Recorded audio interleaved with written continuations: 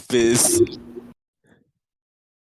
All right, welcome. So today we're here to interview our most recently crowned winner, the winner of Season 4 of Villain Viver, and that is Boofus. Joining me today we have... such a big audience. Sorry. That's fine.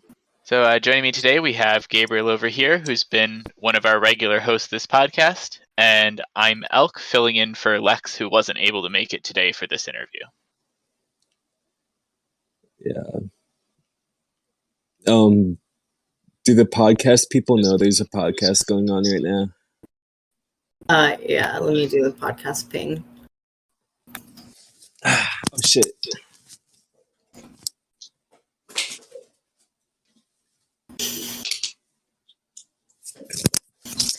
All right, one more time for our audience members, if you have any additional questions that you want us to ask Boofus, just go ahead and post them in Spec Chat or Trusted Spec Chat, and we'll be checking in periodically to add your questions to our little discussion here.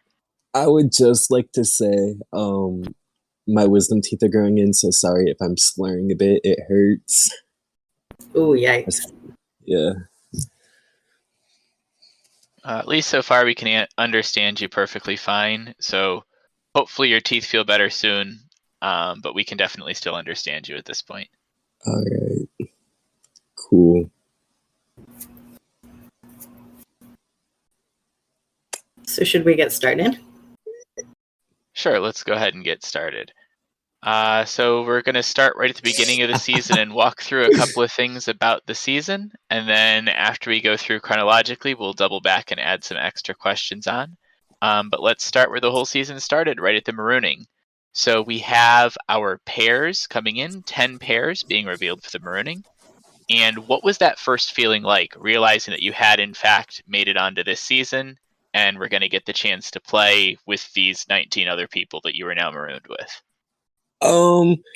Well, I knew I was going to be on the season because I was in autocast, because I had, like, I don't know how many people were casted last season, but I was, like, the person with the next best app, apparently. So, it wasn't really a shock. However, I didn't really know what to do at first, so I just kind of was just trying to be, like...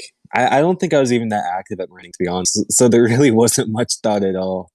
Besides, I knew I was going to get casted.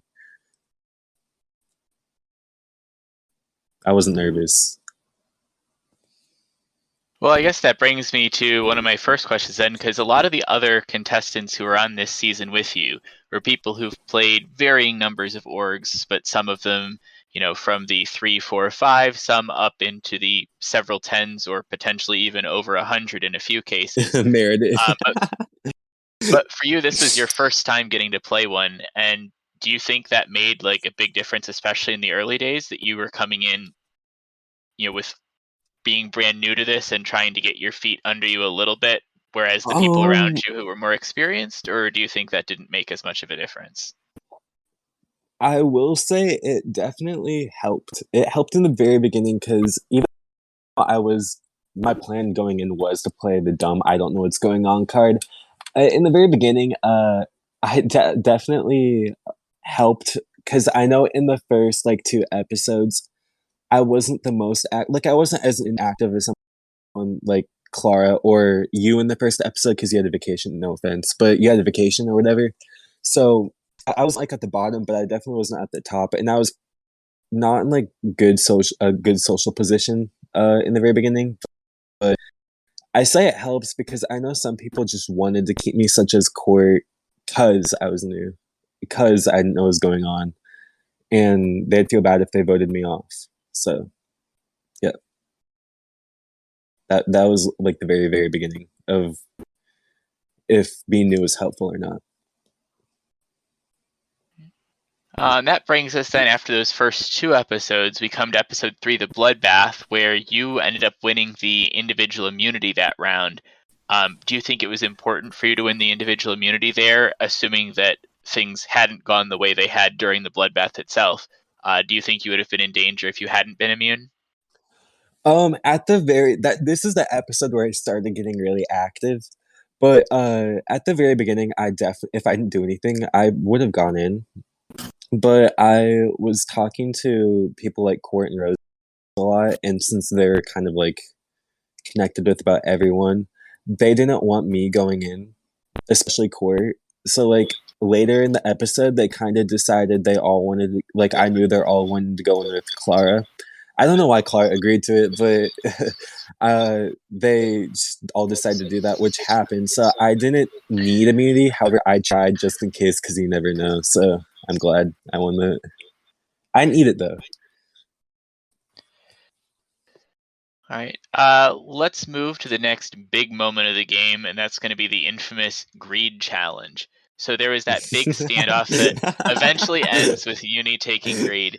But during that standoff, like what's going through your mind as you're waiting to see whether anyone takes greed there, as you're waiting to see like whether your tribe or the other tribe will be going to tribal, or there will be some huge messy joint tribal. Like what's going through your mind at that point? I would just like to say I was upset when I saw Uni go home because of greed. Like, I don't.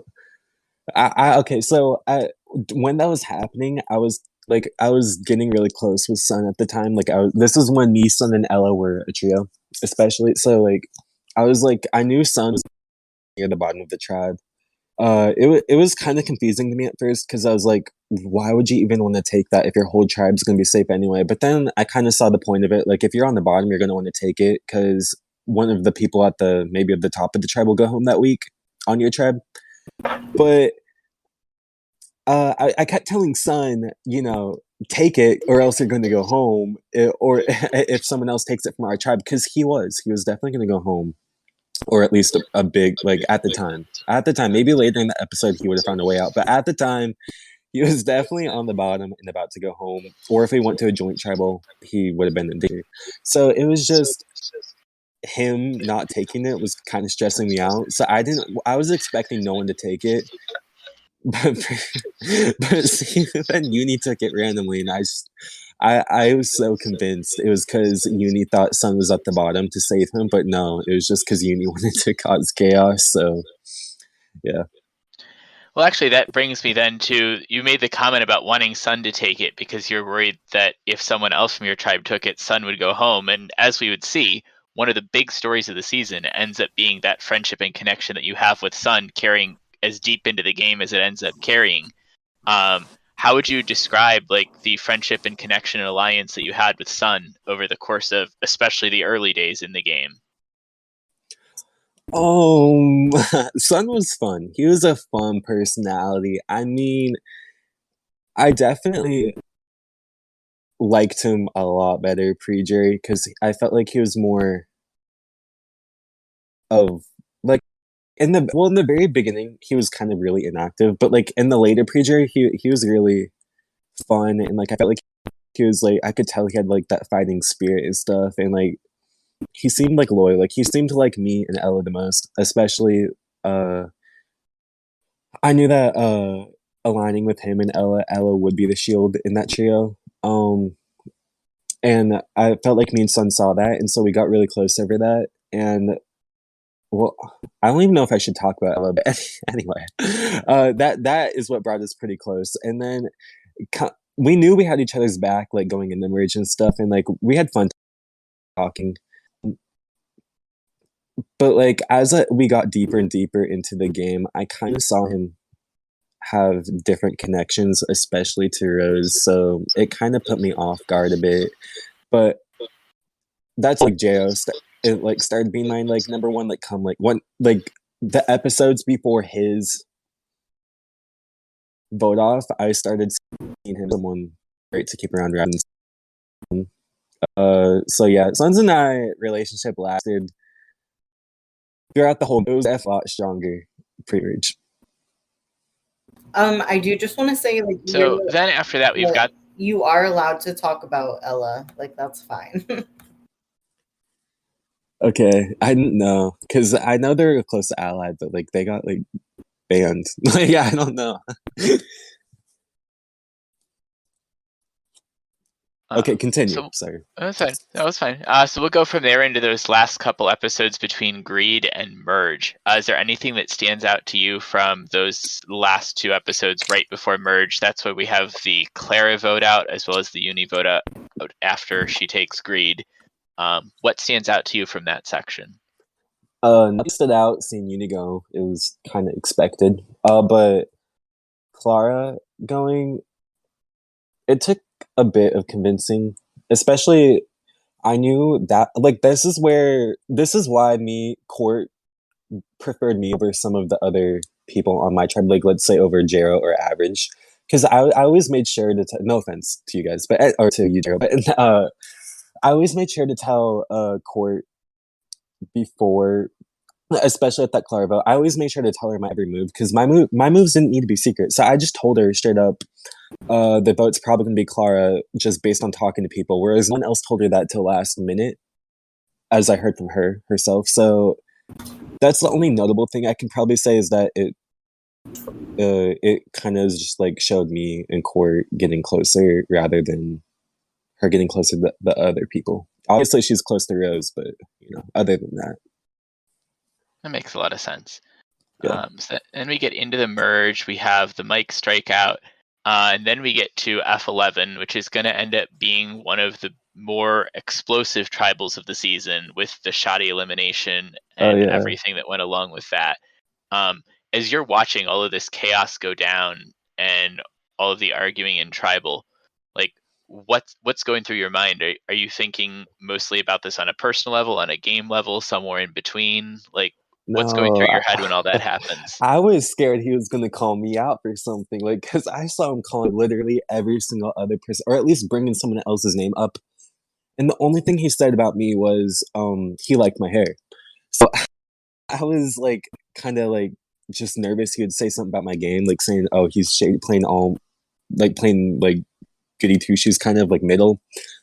So I was really really nervous about that, but I was actually shocked to see he didn't do that. There was nothing really like I cared about. Like when the drama happened, I didn't really care about it like everyone else did.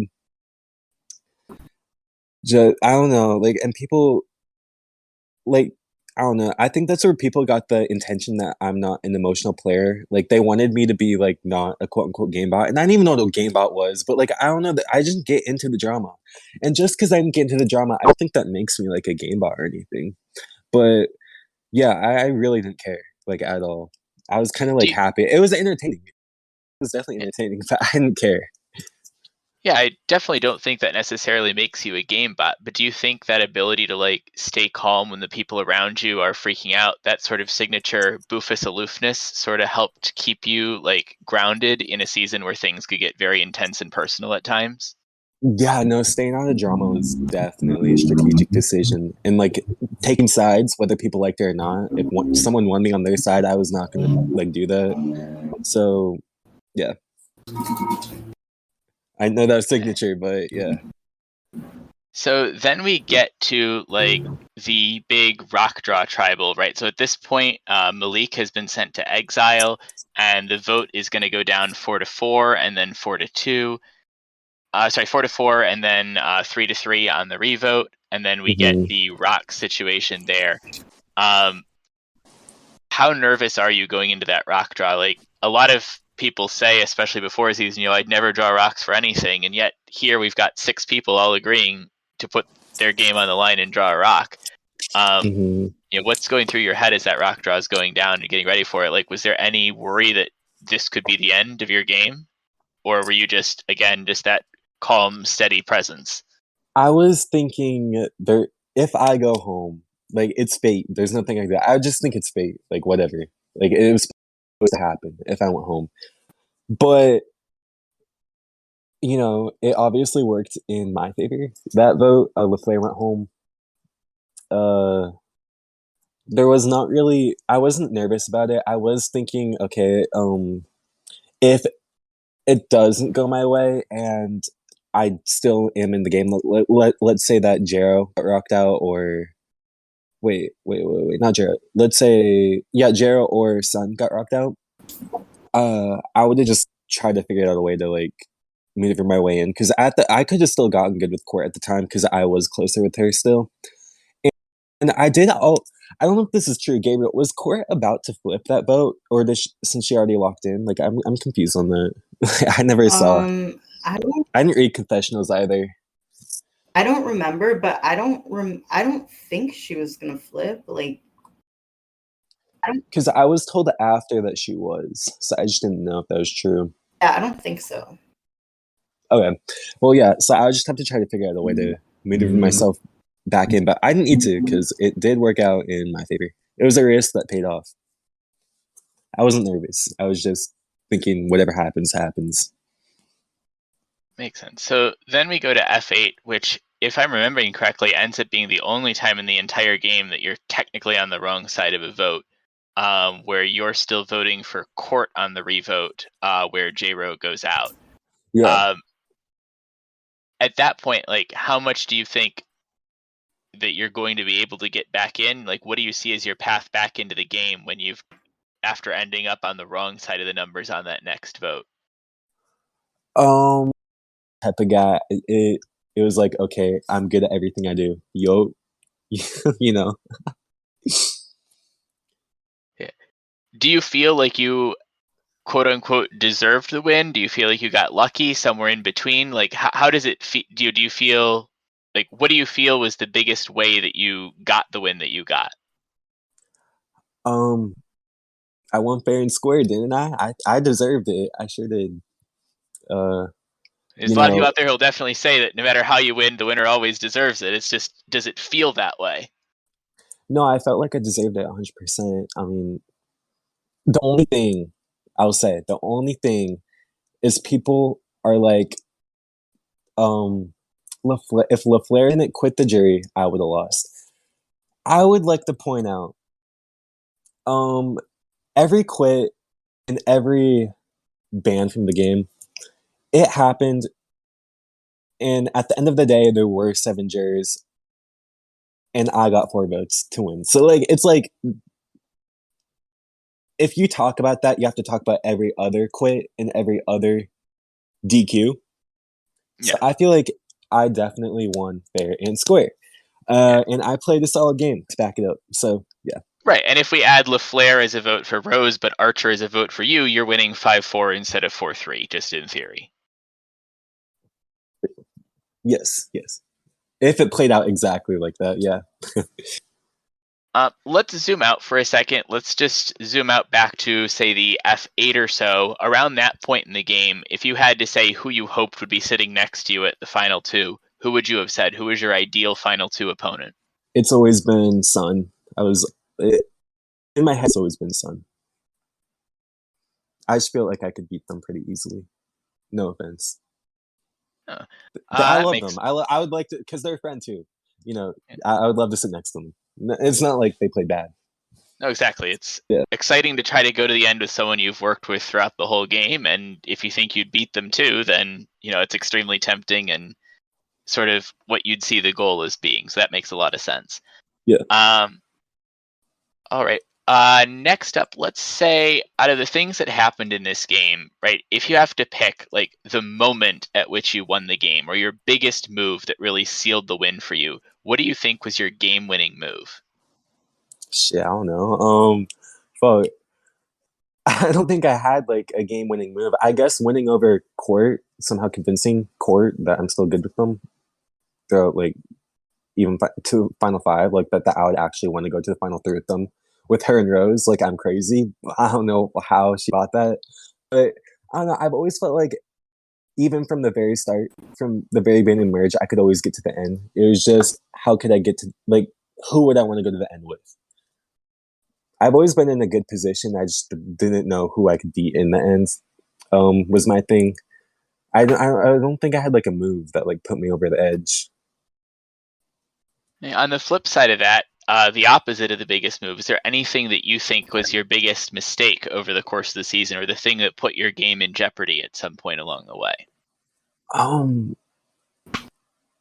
The first 2 episodes of the game were the roughest. I mean, my number 1 went home in Curtis. If we lost again, I would have been in great danger. So I think my only saving grace was people wanting to keep the newbie. Um, I know too. Court was adamant about keeping me. Because I know that she didn't want to throw a newbie to beat up boot. So yeah, those were my two roughest weeks. I only had I would say I got real lucky. Next, out of the jurors, out of our 7 jurors, and we can even go ahead and toss in Archer and LaFleur for this question. Out of the other players who were there in the merge in the game, who would you have most wanted to vote for to win if you had been on the jury? Um,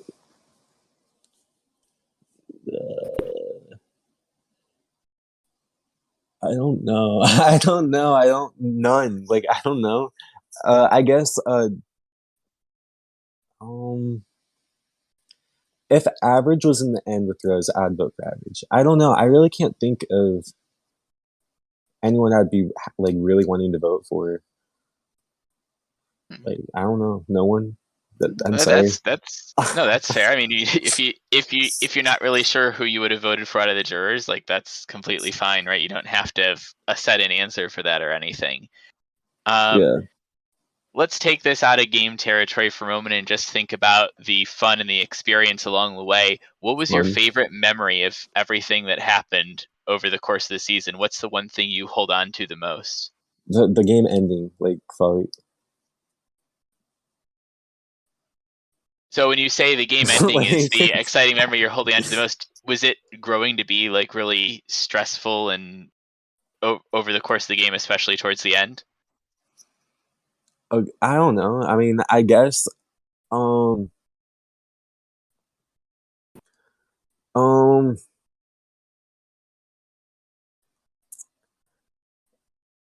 winning. Like I don't know. I really can't think of anything. I don't think there was anything that was pretty fun about the game. Like not like the game wasn't fun. The competitions, I guess. The competitions were fun. Yes, Do you, the competitions. yeah, one of the ones I remember, I believe it was the final 6 when you had those talk it loud out loud puzzles. Was I think I remember you mentioning that that was one of your favorites, and you ended up winning that one, right?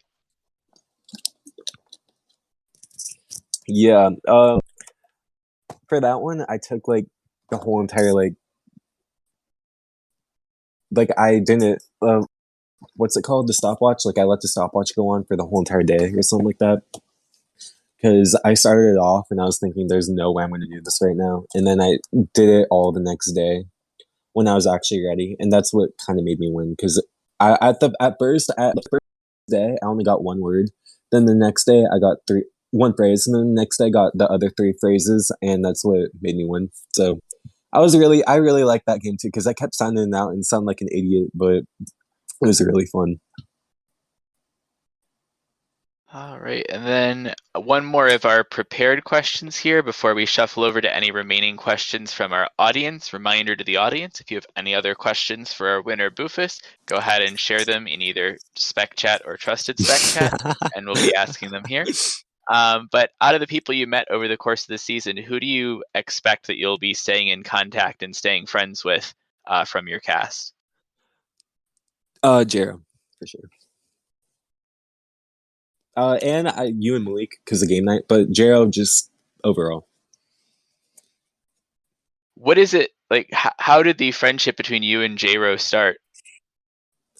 Um, it was a bumpy road. Like in the very beginning, when Curtis told me on his way out that Jero was the one that got Curtis out, it really upset me. I kept it to myself though, but it did upset me. Um, I yeah, I was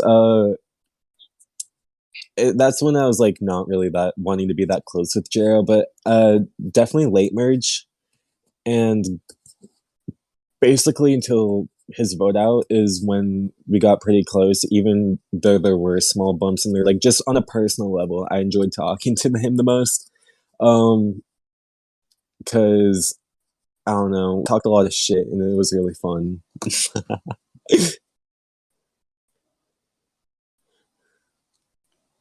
All right. Um, we'll leave this open for another minute or two. Anything else that you want to share about your thoughts or experiences?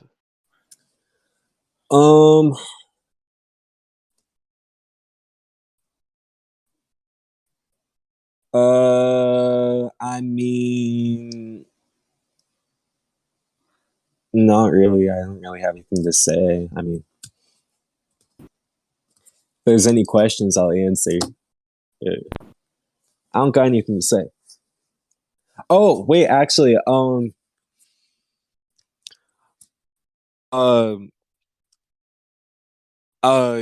Gabriel, are you almost done with my homework? I have 2 paragraphs left. I haven't been working on it while we've been doing this. Oh, I thought you were. Okay, well, no. Just any questions then? All right. I'm not seeing any right now. Any questions that we haven't talked about yet? Though J-Ro mentions that he was surprised to find out that Archer had you as his number one. So I guess I can say, Oh, how did you hit it off with Archer at the? Because you wouldn't have met Archer until the merge, right? yeah. So how did you hit it off with Archer right at the start of the merge to the point where Archer has you as his number one, like an episode into merge when he leaves? Oh, I think what you'll notice with me, and if you looked at trust rankings with people, because that's what I looked up was trust rankings to see where I stood. Um, I usually go from the bottom of someone's trust rankings to all the way to the top just with one conversation, because I I usually just spill all the beans, but in the right way to make people want to trust me. As you'll see with Archer, I was literally last, and then I went all the way to number one. And with Court and pre-jury, I was like near last and went to one with with what's her name, Ella, last and number one. It's kind of a trend with me. I noticed. Um, I just had a really good talk with Archer, a really good one. Where included the 5 personal lines of me, Jared, Sun, Average, and himself. And so that's what really boosted me up to number one. And he's fun to talk to too. I would like to think I'm a funny guy. Well, I think over the course of our little talk here today, you've definitely shown that funny side, and it's easy to see why people absolutely love getting to talk to you almost as soon as they meet you. Oh, shucks. Okay. Thank you. All right. Any last questions coming in? Anyone? Come on, come on. Looks like we might have one more question about to come in. Okay, if you were invited back for an All-Stars or Winners season, is there any chance you'd consider it? It would be the only time I'd consider it. I'm not asking. I'm not answering that question, Carm. I get asked that 24/7. He does, and he's already said that he spent it on gas. Like I get asked that so much. But it would be the only time I consider coming back as All Stars. But I don't even think like that's so long from now, and I'll probably be in college. Like, so I don't know. That's totally reasonable. I mean, we're not exactly asking you to, sign your name on the dotted line right now or anything. Yeah, There's a long way till you'd be asked to make a decision like that. He'll be yeah. in college still paying me to do his essays. Nah, I will. I spent my dollars to make Gabriel do an essay for me for my winning money.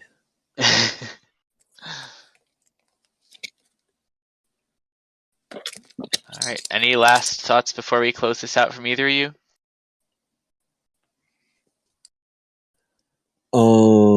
No, besides